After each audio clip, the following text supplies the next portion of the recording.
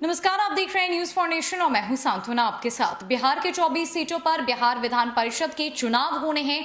चुनावी तारीखों की घोषणा की जा चुकी है।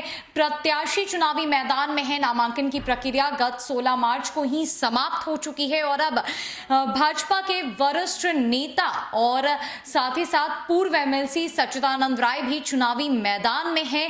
सारण के नगरा में वो जनप्रतिनिधियों को संबोधित करते हुए नजर आ रहे हैं। ऐसा माना जाता है कि सच्चिदानंद राय एक बहुत बड़े समाज सेवी भी है। वो भाजपा के वरिष्ठ नेता है। हालांकि भाजपा ने इस बार के एमएलसी चुनाव में उनका टिकट काट दिया, जिसके बाद सच्चिदानंद राय और उनके बेटे के द्वारा इस बात को साफ कर दिया गया कि चाहे कुछ भी हो जाए, भाजपा ने भले ही किसी कारणवश उनका टिकट काट दिया हो, लेकिन वो निर्दलीय तरीके से चुनावी मैदान में उतरेंगे। अपने जनप्रतिनिधियों के लिए, अपने स्थानीय लोगों के लिए वो लड़ाई लड़ेंगे और ऐसा ही हुआ। सच्चिदानंद राय चुनावी मैदान में है। लगातार वो जनप्रतिनिधियों को संबोधित करते हुए नजर आते हैं, जनप्रतिनिधियों को समझाते हुए नजर आते हैं और अब सारण के नगरा में वो जनप्रतिनिधियों के कामों को भी सराह रहे हैं। लोगों को बता रहे हैं कि जनप्रतिनिधि की ताकत क्या होती है, जनप्रतिनिधि की मजबूती क्या होती है और जनप्रतिनिधि ही वो होते हैं जो ग्रामीण स्तर पर अपने वोटर्स को पहचानते हैं, ना कि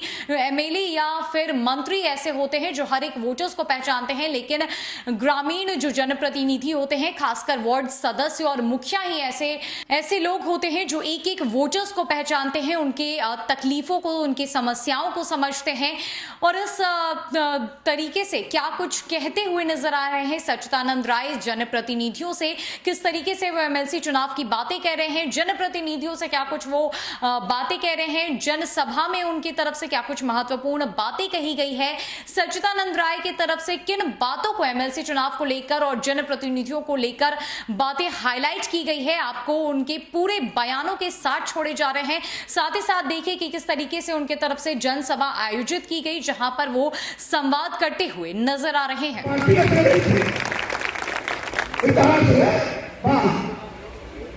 अगर टिकट कट गई तो हो 5% घट गई, लेकिन समय समय 10-15% छूट गई। और टिकट कटने समय नुकसान नहीं कर भाई, टिकट कटने से फायदा भाई। और हमारा घर तैयार है, काल के छोटी का घाटा जाने वाली है। आज बच्चा इस्लाम में फल रहा हर का बच्चा संकट के लिए अरे बाबा को लोग कभी नहीं थे। तांगी के बल्ले बहुत बड़ा रहा, तू आराम करो, देखो सारा फोटो तार वर्षा होती है। हुआ तो वर्षा में लगी तो आज्ञा देखी कि तू कत्ता भर का सपना तो छोड़े वाला हो, कत्ता भर का सपना पूरा छोड़े वाला। अब तुम्हारा सब आसान होगा कि तुम ईमानदारी से काम करो। ऐसे तो एक पाप पर करो और मेरा हमारा सिखाना की तरह करो तो क्यों ना तो हो जाए। पॉसिबल थोड़ा कि हमारे मतलब को क्या करता और जाके बोलो तो होता है कि वो क्या होता तो मुझे नहीं इधर आधार कार्ड बनाए खाता के और बड़े बड़े बना के आधार कार्ड भी आगे कुछ ना बोले तो और बोला अब तो ही वाले के लिए ये लोग क्या बिहार के नाम सुना से उधर पकड़ी इंजीनियर जी ऊपर पापा जी हमारे तो बिहार में कला का इधर बढ़िया तो हम लेकिन चुनाव का लड़ाई नहीं करना विकल्प देने के एक बात अगर मूल रूप से परिकल्पना ही यही है कि अंतिम व्यक्ति तक सरकारी योजनाओं को पहुंचाने का एक तंत्र है। एक वार्ड सदस्य जो होता है एक टोला का नेता होता है, वो हर व्यक्ति को पहचानता है, हर व्यक्ति उसको पहचानते हैं। कोई विधायक दावा नहीं कर सकता अपने सारे वोटरों को पहचानता है, लेकिन एक वार्ड सदस्य लगभग हर वार्ड सदस्य दावा कर सकता है कि अपने सारे वोटरों को पहचानता है। इसीलिए वार्ड सदस्य की परिकल्पना ही इसलिए की गई कि अंतिम व्यक्ति से वो सरकार को जोड़ेंगे। इसके अलावा पंचायती राज व्यवस्था का मतलब क्या हुआ कि पंचायत में सरकार भवन होगी ताकि गांव के लोग बड़ी आसानी से हर सरकारी योजनाओं के लिए पंचायत सरकार भवन पर जाके ही काम कर लें।